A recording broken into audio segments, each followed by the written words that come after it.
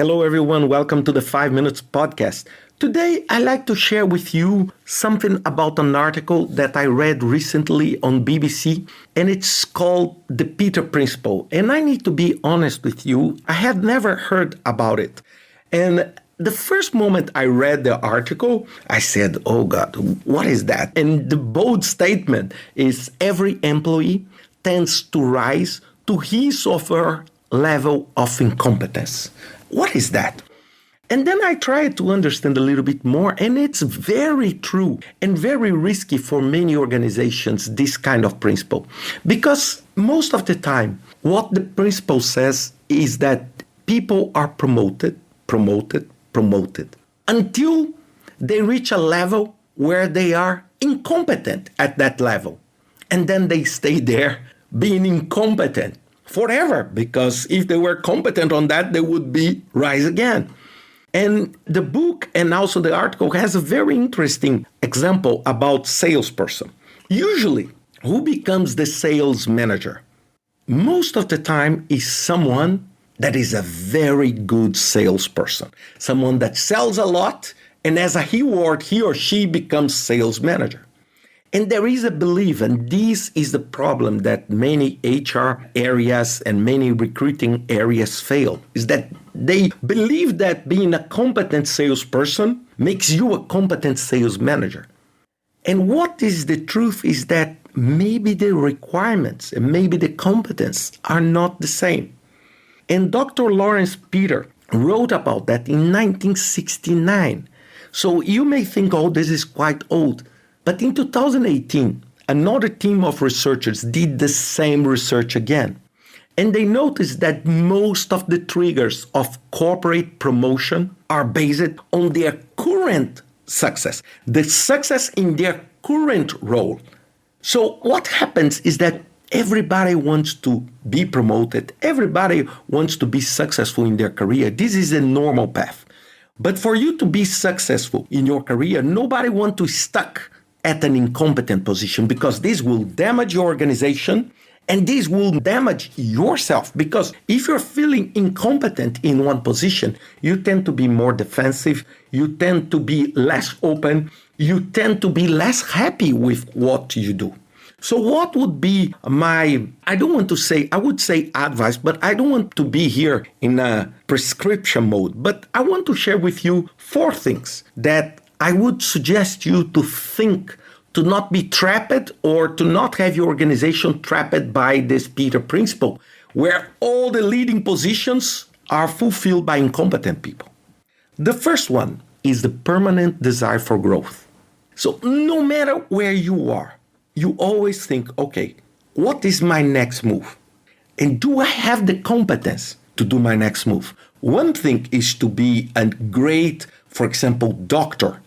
The other thing is the management of, for example, cardiology of a hospital where there are 200 doctors. It's a different competence by doing a surgery, a heart surgery, and managing 200 people and trying to deal with them. The other thing is to be an excellent accountant. The other thing is to manage a bank. So you need to understand, okay, where do you want to go? And what are the skills that will help me to succeed on that position? The problem is that many times we're trapped by our current position and we think, oh, for me to succeed in my next position, I need to succeed and master my current position and forget about anything else. So you sell a lot. When you become a sales manager, you are not able to do that anymore, because then you need to lead the team, you need to motivate the team, you need to handle conflict among the salespeople. So it's a different ability. The second is your desire for learning.